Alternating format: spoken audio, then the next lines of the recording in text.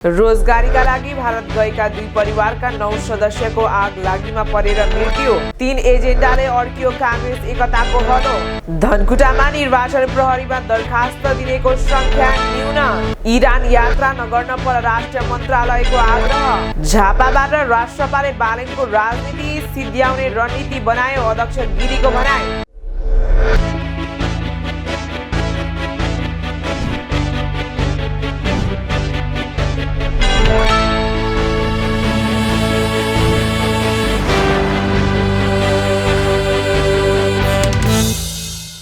नमस्कार, यहाँहरूलाई स्वागत छ बीटीभी नेपालको न्यूज बुलेटिनमा। म मित्रदा श्रेष्ठ।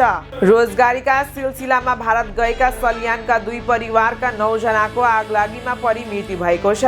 मृत्यु हुनेमा सल्यान सिद्धकुमा गाउँपालिका 2 टाकुराका 2 परिवारका सदस्यहरू छन्।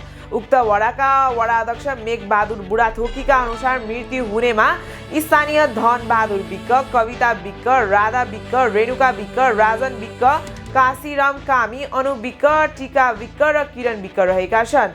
यी एउटै स्थानका 2 परिवारका सदस्यहरू हुन्। उनीहरू रोजगारीको सिलसिलामा भारतको हिमाचल प्रदेशको सोलान जिल्लाको अर्की भने बजारमा काम गर्थे।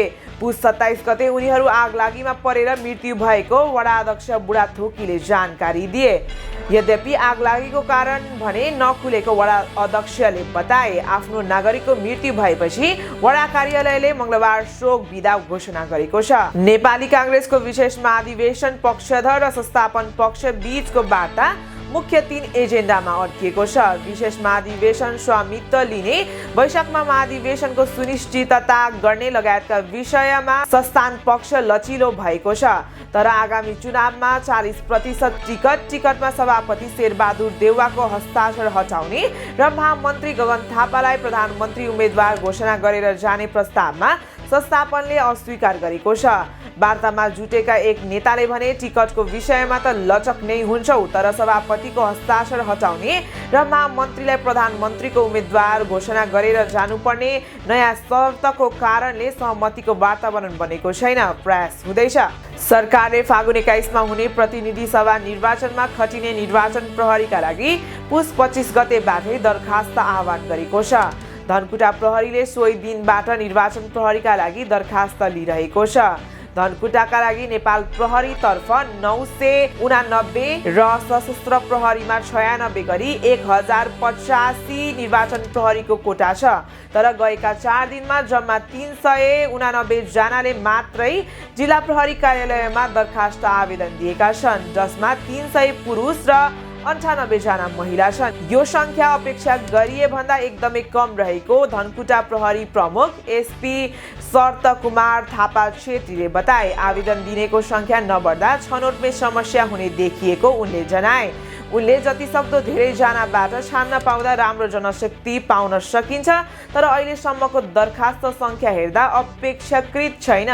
उता छारा गाउँ स्थित सशस्त्र प्रहरी बल नेपाल नम्बर 6 गुल्म हेडक्वार्टर छिन्ताङका लागि छुटिएको 96 जनाका लागि सोमबारसम्म मात्र 12 जनाको दरखास्त दिएको सशस्त्रका डीएसपी प्रेम प्रसाद सिग्देलले जानकारी दिए। निवेदन दिनेको संख्या सन्तोषजनक नरहेको डीएसपी सिग्देलले जनाए। निर्वाचन प्रहरीका लागि सशस्त्रले छारा गाउँमा रहेको गुल्मा परिसरबाटै आवेदन दिने अवस्था मिलाएको छ।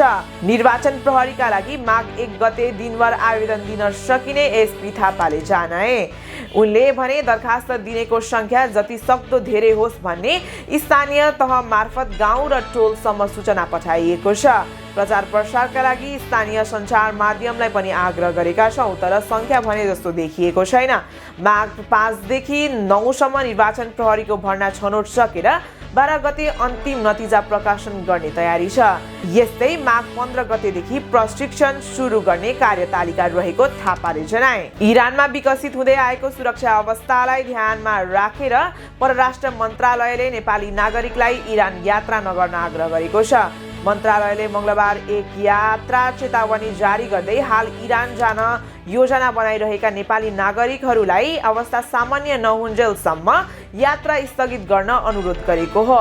त्यसैगरी इरानमा बसोबास तथा रोजगारीमा रहेका नेपाली नागरिकलाई इरान सरकारले जारी गरेका सूचना निर्देशनहरू कडाइका साथ पालना गर्न, सकेसम्म घरभित्रै बस्न, सतर्क रहन र आफ्नो सुरक्षामा विशेष ध्यान दिन मन्त्रालयले आग्रह गरेको छ।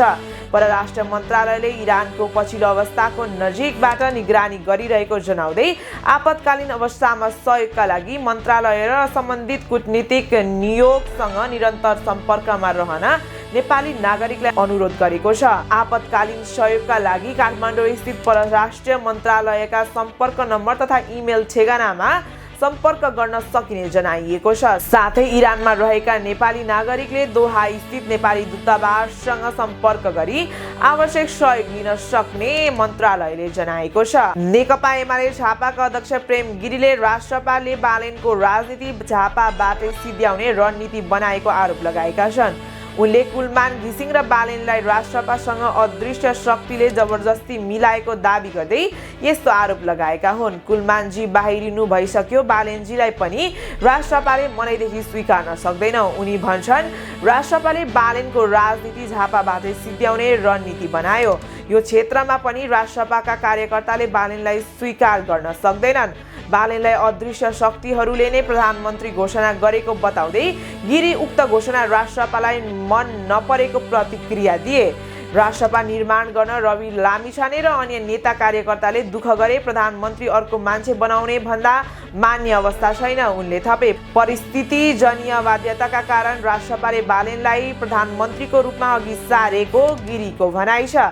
पूर्व प्रधानमन्त्री ओलीलाई अप्ठ्यारो बनाउन सकिन्छ कि भनेर बालेन फन्दा गरिएको हुन सक्ने उनको भनाइ छ। एमाले आफ्नो संगठनको बलमा निर्वाचन लड्ने बताउँदै उनले झापा क्षेत्र नम्बर 5 मा अध्यक्ष ओलीले अत्याधिक मतका साथ विजयी हुने दाबी गरे। आजको न्युज बुलेटिन यही समाप्त भएको छ। अर्को बुलेटिनका साथ फेरि पनि उपस्थित हुने नै छु। तबसम्मको लागि हेर्दै गर्नुहोला बिटिभी नेपाल।